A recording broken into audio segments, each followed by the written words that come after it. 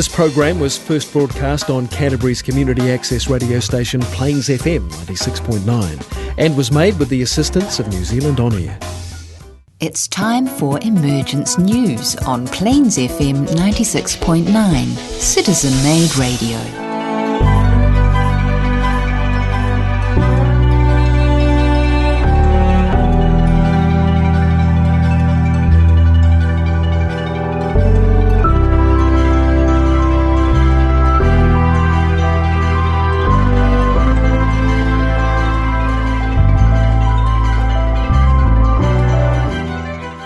Tēnā koutou katoa. Greetings and welcome to Emergence News, coming to you from Christchurch, New Zealand. Or if we're to use the Māori names, o Tautahi, in the beautiful country of Aotearoa. We are now in the last month of our official winter, but already daffodils are blooming, camellias and magnolias are blossoming, and spring buds are emerging into life. The natural world is an ever-present reminder of just how beautiful this world is. I hope you're remembering to pause and appreciate and take the time to breathe in the beauty that surrounds us. Such moments are easy to miss when we are dealing with all the curveballs that this year, 2020, is throwing our way. The world as we know it feels crazy and insecure as every day some new bombshell event shatters our illusions of how life should be and isn't. It's very emotionally exhausting for all of us. We here at Emergence News have made it our service to the world to share the knowledge and understanding of what is happening, in the hope that we can give you, our listeners, some hope that better days are coming. Why do we feel that hope? Well, we believe that the great Lord of Love, Maitreya, is with us, living as a man among men. And he is working behind the scenes with a group of advanced disciples. They are stimulating, inspiring and supporting us through the tumultuous times, leading us step by step out of the chaos and confusion we have created for ourselves. Their message to us is simple. Recognize ourselves as one human family. Share our resources so that every member of the family has food, somewhere to live and access to health care and education. Once we take the necessary steps in this direction, we will open up a world that has remained hidden for millennia. That time approaches, and we are seeing the signs in the skies. One important aspect of the future is our certain knowledge that we are not alone. Gathering around us in ever-increasing numbers are forces of light from other planets, our space brothers and sisters. Today we're devoting this program to explaining who they are, why they're here, and how we are gradually being prepared for the fact of their existence by governments around the world.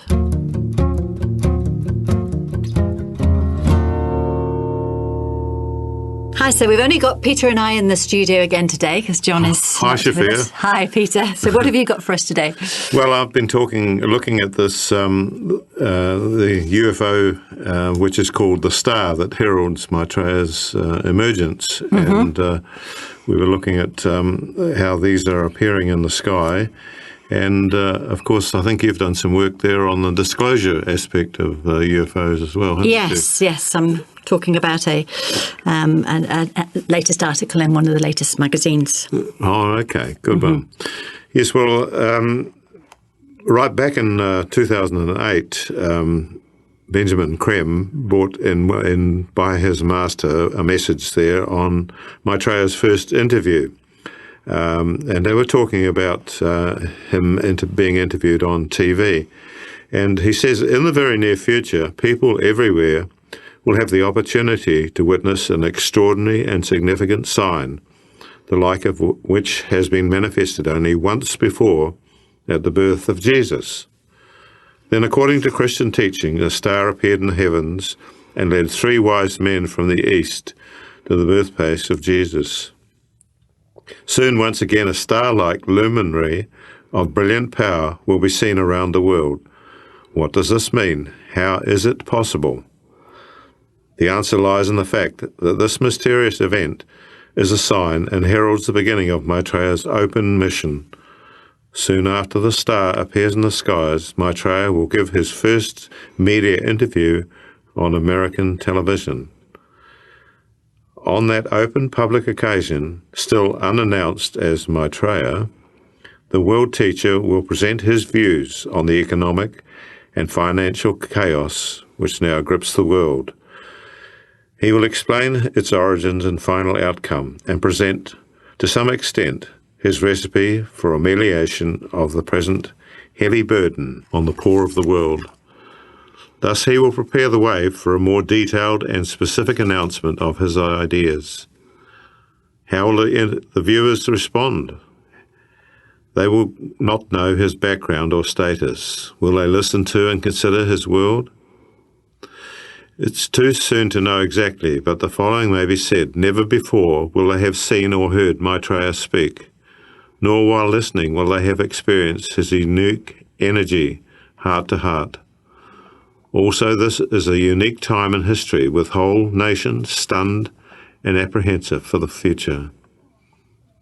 And actually, you could say the same for this now, couldn't you, in the COVID era? Definitely. And we know also that Maitreya has done many interviews on different televisions around the world. Yes, he has. We still don't know what his sort of what he's appearing as his name as he's appearing, but no, none of us have actually seen him, but we believe that he's been appearing in America a lot, in Mexico, China as well. Yeah. In fact, many nations with, I'm not sure about Russia. Do you remember? No, I don't. No, but he has done quite a few television interviews, and he's gradually sort of bringing this, being able to speak to people at their level and trying to bring in these ideas and influencing people as he does so. Yes, and you can actually see it in the news and various ideas coming about with regard to sharing the world's resources. Yes. I've noticed a significant number of articles coming forward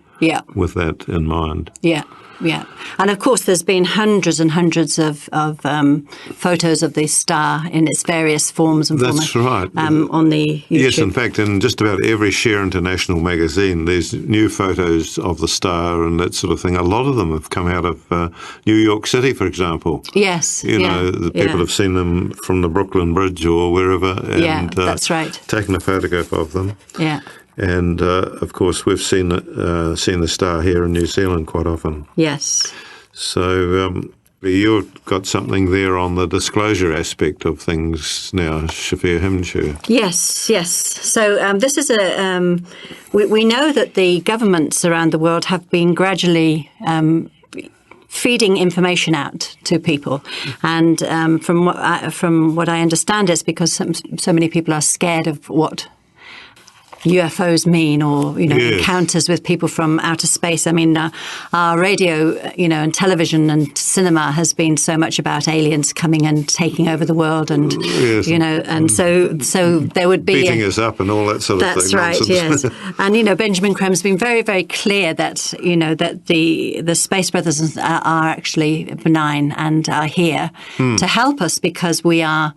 Our planet is in trouble. We have the potential for nuclear explosions, and that could be very detrimental to the other planets in the solar system. That's right. We forget that we're part of a solar system, and in actual fact, it's like a family.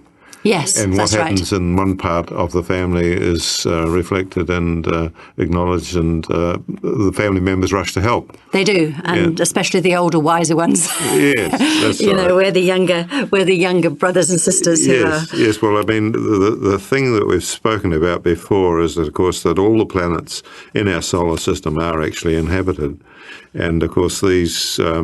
People that live on these planets are living in their etheric bodies, aren't they? Yes, they are. And we haven't really developed the etheric sight to be able to see this. So we think that all the planets are not actually inhabited, but they are, Yes, that's and right. We will, and this is something that we will gradually get to know. Yes.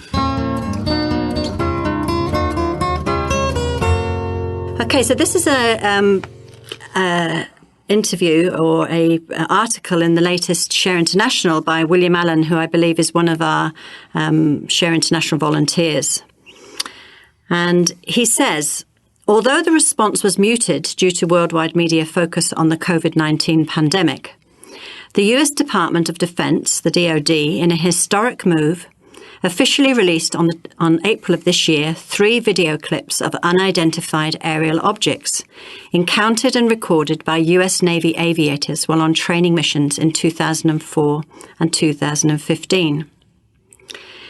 One of them was leaked by the New York Times, accompanying its blockbuster revelation that the Pentagon had conducted a secret program to investigate UFOs from 2007 through to 2012. 2 more videos were leaked in March 2018 by the Stars Academy of Arts and Sciences, a private company founded by former rock musician Tom DeLonghi, which researches, collects and analyses materials related to UFOs.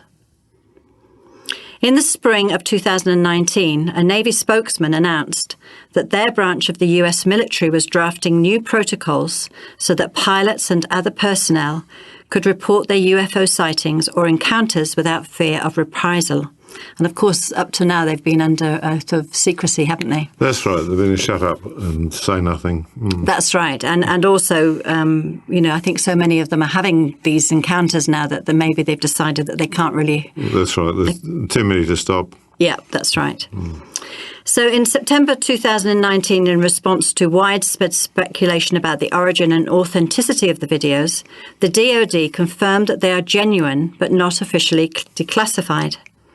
An official statement accompanying the release of the videos says, after a thorough review, the department has determined that the authorized release of these unclassified videos does not reveal any sensitive capabilities or systems and does not impinge on any subsequent investigations of military airspace incursions by unidentified aerial phenomena. Goes on to say UFO investigators and enthusiasts likely nodded with satisfaction, for it appeared to confirm that the physics-defying objects were not a top-secret advanced technology being tested by the DoD, while naval pilots and radar technicians remained uninformed. They were not glitches in the aircraft's imaging software or pilot error. All theories put forward in the media by a few prominent scientists and a host of skeptics. DoD is releasing the videos, the statement concludes, in order to clear up any misconceptions by the public on whether or not the footage that has been circulating was real, or whether or not there is more to the videos. The aerial phenomena observed in the videos remains characterized as unidentified. In saying this, the Pentagon essentially confirmed that UFOs are real, but few understandably paid much attention during an international crisis. Yes, I mean, I can't think that I haven't heard much about it. Although my daughter was in a taxi with going home one day, and the guy that was driving the taxi was telling her all about this particular news item that he'd just heard. Oh, is that right? Yeah, so obviously some people who are interested in this are listening in. Does that include the one they saw coming out of the water? I don't know. No, because some of the Navy ones have said that the UFOs regularly appear coming out of the water or disappearing into the water. That's right. Yes. No, it didn't say that. No. But these reports are coming out all the time, so I think people are beginning to realise. So this I found interesting. In a related and surprising move, one day after the Pentagon statement was published, Japan's Defense Minister Taro Kono announced at a Tokyo news conference that Japan's self-defense forces and his ministry would prepare a procedure to have in place should UFO encounters occur. If videos can be taken and if a report is possible, then a report will be made. So they're obviously preparing for these encounters, aren't they? Yes, they're obviously sort of getting ready to do that, and that will be shown to us probably. Yes. In theory, they know that they're harmless. They don't mean any harm to us. Yeah. But they've, of course, denigrated them for many years. Yes. So they don't exist, but they're terrible people anyway. Yeah. Although I remember about 4 years ago, Chile putting out a statement saying that, that they were real and they were not a threat but to that's humanity. Relatively new, Yes. isn't it? If you go back to the 50s and 60s. Yeah, that's right. Definitely. Yeah. So Japan is also going to be working with their US counterparts and analysing the 3 released videos. So over the years, we've actually, sort of reported a lot on the Master's messages and, and what he says about it. And he predicts so many things that are just coming true. You can just see it gradually unrolling what he's talked about. That's right. So in In the past, he sort of said in The Gathering Forces of Light, one of Benjamin Crem's books, he said, people everywhere will be astonished by the reports. These will include sightings of unprecedented numbers of spacecraft from our neighbouring planets. Nothing like this increased activity over vast areas of the Earth will have been seen before. And those who have steadfastly refused to take seriously the reality of this phenomenon will find it difficult to deny. And what we're finding is that there are more and more groups of craft are being seen. And so the official photo that they released, there were 17 craft there that you could see quite clearly. So another woman, a woman called Cheryl Costa, who is a resident of upstate New York, has for years wrote a UF column called New York Skies. And she's considered a doyen of UFO sighting statistics and co-authored a very weighty tome which contains charts, tables, graphs and other data related to UFO sightings in all 50 US states from 2001 through to 2015. And she was saying recently on a program in April that there's been a significant spike in UFO sightings in the first 3 months of this year. And this has been confirmed by UFO report databases that there were nearly twice the number for the same period in 2019. Which is very interesting, isn't it? Well, things are hotting up, aren't they? They are hotting up, yes. And Benjamin Creme, back in 2010, he said, where one UFO was perhaps seen some years ago, 10 or 12 will be seen. And where 20 was seen, hundreds will be seen. And where hundreds were occasionally seen, thousands will be seen. Can you imagine thousands of craft in our skies? Certainly, it got a lot of people worried unless they have some sort of background that they're benign and here to help. Yeah, this sort of alien invasion that we're thinking about. So this is why we really need to be putting it out there that they are benign and they are here to help. Yes. So the author of this, he goes on to say that he regularly monitors UFO sightings, reports online, and he's seen more reports, photos and videos of clusters of fleets of UFOs posted in the last few months than in the previous few years, mainly from the US and Latin America. Mm. And he also has been getting them from the International Space Station feed. And he said there's not hundreds of thousands of UFOs at once yet, but a notable increase in formations. And he concludes by speculating that could this wave of sightings somehow be related to the coronavirus wave sweeping across the planet? Or might it be a sign that we could see Maitreya soon? Without Benjamin Creme or his master's perspective, we cannot be sure.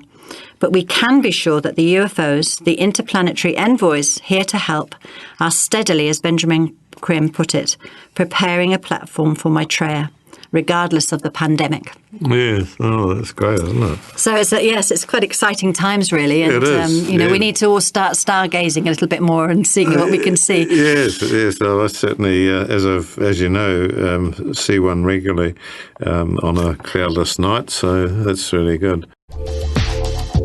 This is the Emergence News on Plains FM. For more information, go to shareinternational.org.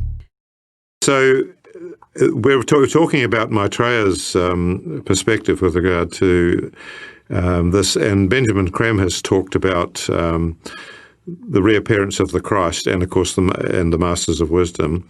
But in the same breath, he's talking about the advent of the Space Brothers too. He said they can't really talk about one without talking about the other, because they're part of the same process. And the star, of course, that has been heralded, that is heralding Maitreya's emergence, is actually, of course, a UFO. In fact, there's four of them, four enormous spacecraft. And they're not the small ones that are scout ones, but these ones, they say they're the size of 5 football fields put together. Mm-hmm. So each of these stars is able to appear in various countries all around the world. And it's a herald for Maitreya's advent on the physical everyday world.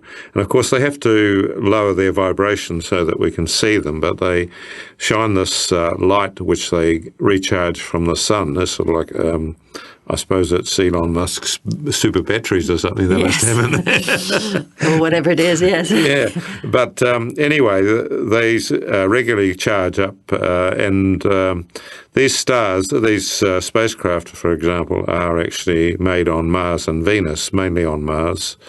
And, of course, they're built in etheric matter, and they can lower their vibration so that we can see them, but they are actually in physical reality, but they're above our gas. We know 3 levels, the solids and the liquids and the gas. But above that, there are another 4 levels of physical matter. Yeah. And these spacecraft are made on one of these higher levels. If we had etheric vision, we would be able to see them. In fact, I think some children can see these in the etheric. And I wonder about cats sometimes. They look behind you sometimes and see something behind you. Yeah, that's right. So definitely. it's almost like they have a different range of their eyesight. Yeah. And we will be able to see all this, in the not so distant future. Yes, they say that we will actually develop a new way of seeing, and our eyesight in the future will include some of these lower etheric levels. And, of course, the scientists call this dark matter, don't they? They're aware of it, and they say most of the universe is made up of dark matter. There's only a small portion of it that we can actually see. And I think it's in the vicinity of 90% dark matter and 10% physical. So it's pretty crowded out there. It's very crowded out there, yes. It's very crowded. And it's also exciting to think that, one day we'll see all this. This is right, yes. Yeah. And, of course, we forget that we have an etheric body as well, and it's our nervous electrical body. Yeah. And if you had etheric vision, we would be able to see people's health. Yes. With regard to their etheric body. And that's why healers can do that, doesn't it? That's right, yes. And they become aware of it. Often they don't see it, but they feel it. They sort of like they intuit it, don't they? That's right, yeah. So these stars obviously are here to herald Maitreya's advent, and these spacecraft, of course, are here cleaning up a lot of our pollution, particularly with the nuclear pollution. Yeah. And this is why they're in the oceans as well, because we've dumped a lot of nuclear waste in our oceans, and they're doing their best. They're only allowed to clean up 40% of our pollution with regard to karmic debt and that sort of thing that they can with karmic levels. But anyway, they're doing their best. We don't realise that this planet would be uninhabitable now if it wasn't for the efforts of these people. And we know that we owe them a great karmic debt. We do indeed, yes, and a fantastic debt that we will fulfil at some point. Yes.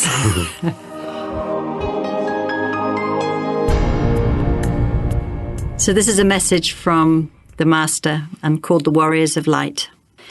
Wherever we may look today, we see signs of change. Thus it has always been, but change now acts at an accelerated pace, is sudden and radical, far from the gradual transformation of the past. The close-knit communication systems now everywhere available ensure that all change is instantly known and accepted more or less worldwide. These abrupt variations in the formal structures of men's lives have, of course, profound effects on man's psychological balance. The old certainties seem gone forever, and many are driven to extremes of reaction. Since the political and economic fields are the principal arenas of this upheaval in human thinking and action, they command too the involvement of all. All are engaged, willingly or not. Into this turmoil has come the Christ. His is the task to monitor these changes, and where found wanting and inadequate, excessive and too extreme, to rectify accordingly. This is done by the distribution of energies until a temporary balance is achieved. Thus the great Lord works to control the rate of change and to minimize the cleavages which this process brings into being. His aim at each step is the maintenance of equilibrium, to aid him in his delicate endeavor. The spirit of peace or equilibrium through him pours his mighty cosmic law. Thus the world is changing for the better. Thus, the new time is slowly taking shape. Despite all evidence to the contrary, the new age struggles to be born. To us, the watchers behind the scenes, this is an indication that humanity's response to the new and higher energies is sensitive and correct, and augurs well for the future.